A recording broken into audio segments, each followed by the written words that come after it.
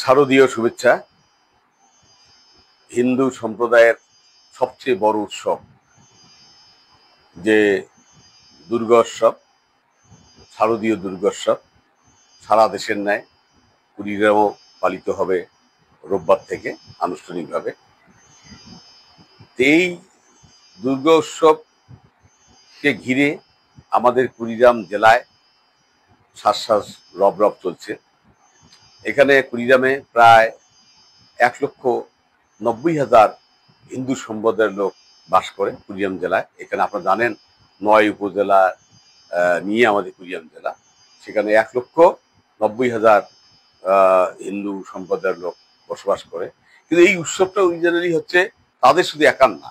আমরা কুড়িগ্রাম জেলায় 23,29,000 মানুষ নিয়ে আমাদের এই কুড়িগ্রাম, আমরা সবাই এই উৎসব থাকবো।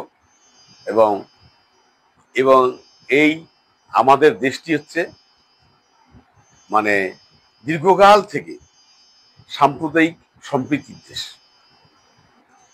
আমাদের বিএনপির প্রতিষ্ঠাতা যিনি করেছেন শহীদ রাষ্ট্রপতি জিয়া রহমান, উনি কোনো ধর্মকে আলাদাভাবে দেখেননি।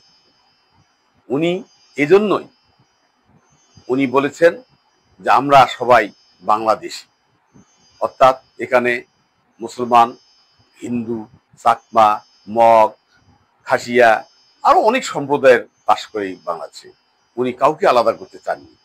এই জন্য এবং উনি সবাই আমরা এই বাংলাদেশে যারা বাস করি সবাই আমরা বাংলাদেশি।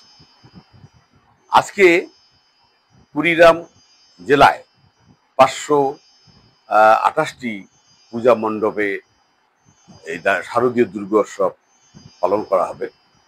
এখানে আমি একটা বিষয় উল্লেখ করতে চাই যে সারা বাংলাদেশের সাথে কুড়িগ্রামকে একইভাবে তুলনা করা হয়েছে।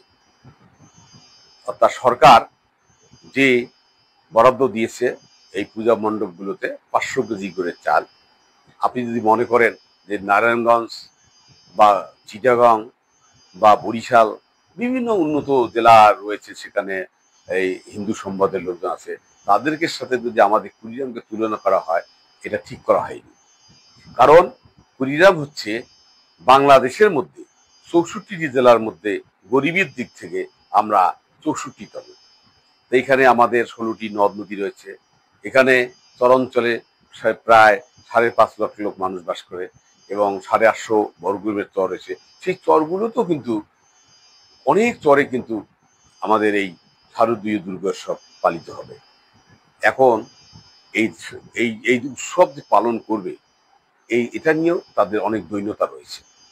এই দৈন্যতার মধ্যে আমার মতে যে সরকারকে এটা কিন্তু ঠিক করা হয়নি। আমি মনে করি যে কুড়িগ্রামকে আলাদাভাবে দেখিয়ে এখানে আলাদাভাবে বরাদ্দ দেওয়া উচিত ছিল। যাক, আমরা আমাদের দল বাংলাদেশ জাতীয়তাবাদী দল, এবং আমরা মনে করছি যে আগামীতে যদি জনগণ আমাদেরকে সেবা করার সুযোগ দেয়, তাহলে আমি বাংলাদেশ জাতীয়তাবাদী দল কুড়িগ্রাম জেলা শাখার আহ্বায়ক কমিটির সিনিয়র যুগ্ম আহ্বায়ক হিসেবে এবং বিভিন্ন আমি সামাজিক কার্যক্রম করে থাকি, আমি কথা দিচ্ছি।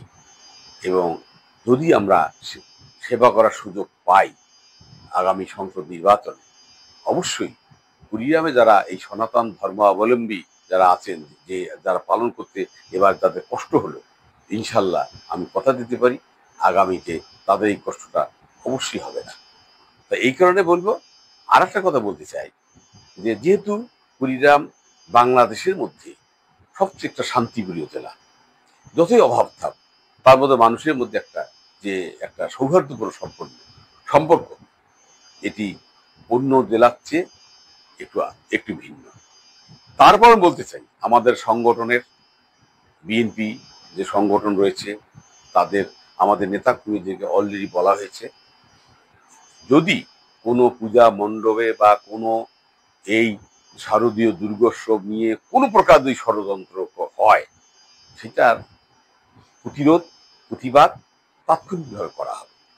এবং আমি এও বলতে চাই, আপনারা এই যে আপনাদের শারদীয় দুর্গোৎসব আপনারা পালন করবেন, এবং এর মধ্যে যদি কোনো সমস্যা দেখা দেয় অবশ্যই আমাকে যারা চেনেন অবশ্যই আমার সাথে যোগাযোগ করবেন, সরকার যন্ত্রের সাথে যোগাযোগ করবেন, পুলিশের সাথে যোগাযোগ করবেন, এখানে সেনাবাহিনী সদস্য হয়ে যাচ্ছে তাদের সাথে যোগাযোগ করবেন, জেলা প্রশাসকের সাথে যোগাযোগ করবেন, এবং আমরা সকলেই মিলে আপনাদের উৎসবটাকে আমরা পালন করতে চাই। সবাই ভালো থাকবেন এবং সবাইকে ধন্যবাদ।